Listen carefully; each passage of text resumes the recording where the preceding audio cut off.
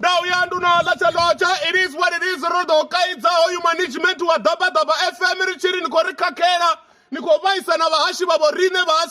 vadzura vochuwa ngandira ine nako vafarisa zone richikocheka Labor Act dzaveiwe ngandira ine nako uri novapa mushumo na wana uri mutu ova na program Monday to Friday ni wana hola mutu onopiwa program ntingaveke hezo ni zvimwe zvinowada zvivona zori kototatwa mushumoni ngauri vewani hazvidiva zori the more mutu achijena mushumoni the more nashelede ichiva inji zvino rikovona kaDabadaba FM ni wana mutopi wawara njinji dzavuya kawara ntihi nitozvifa zoriwo mutu usimba zori kare ova achihora 70,000 onovuya ka 10,000 izvo asiuchinyarerwa na zvino riri kuamba richikori ndingazoDabadaba FM ingasiimprove hauna une yako yahone kori na vahashi vadzura vochuwa vahashi vasina na talente ndivona vanopiwa mishumo mihuru ngauri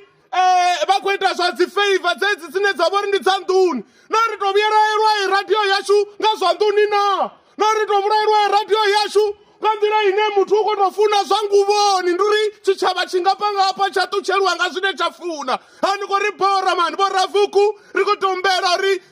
tsutsanyani mapungu aveiwa oveya dj nana vahashi ngandira yote yawo niricha mapungu aveiwe oye aunana zvimwe vari vamukhala ndiane fala ndikwambori radio yavo rineheni Dabadaba FM yova one of the best radio richikholwa richitenyelesa yone vari vamukhala ndikwambori hoitiya mini kaDabadaba FM yakale nakale ine vomakhulukuku washo voluva vachidiva yone arali nichikobhalelwa nga management kana urana zvithu vana vamukhala how about narivuyisela vahashi vakale ndikwambori natevela vahashi vononga vo John the Scratcher vana vamukhala vavuya radioni vahashi vononga vo Owen Mubhebi vana vamukhala vavuya voda va rifarela radio ngori havula vahashi ndivone vane vava na that thing ndikwambura haye vana vamukhala dzoni dzudzanya swi zvaveiwe zvivuyelele ngonani Randy Sex khali dzudzanyiwapo vana vamukhala radio idove ive radio ya kale na kale ine radiva yone hutsi hi radio ine isokotoranwa nga muthu sokotovuwa ofura pfori namsi unatsela ra ukhoita chanduko ndikwamburi arali muhasho vako hasha from Monday to Friday na mufawa ranti ndumupandele zvo zvithu hayi man karido improve Dabadaba FM there is a lot of talent out there zine you can hire them those people they have skills nerina ndala ariko ritoreri we don't care kezo vana vamukhala it is what it is richikotosedza ane mapungu aneni wane aDabadaba FM ngandira ine zvithu zvavangayo zvazvino rikotozvivona zvauri rikototowerera ngauri rikovona vathu vane vava na talente isachashuma nga talente nichivotoshuma ngauri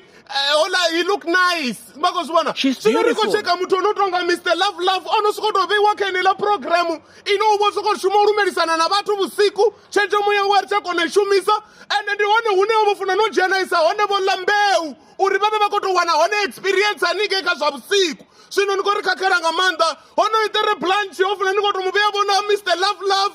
ngauri arikuvuya ravona na zvino akwamba zvona ayetokobharerwa mani mara ndingana chikuwana maawara manji talente isakotenda zvinozoruna mapungu apapetu aholenyana love life awone chiputonyana ngauri chiputo chikototeya ndikomba navokhala nari ikatowana vona kuprogram kavo maine rikotomwambelela ngauri ndiyene n'anga palakela radio chimudzi chichidiva mudzi echilazitanga ndirichidiva na midzi chirwa nga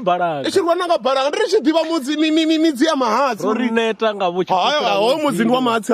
achitanjera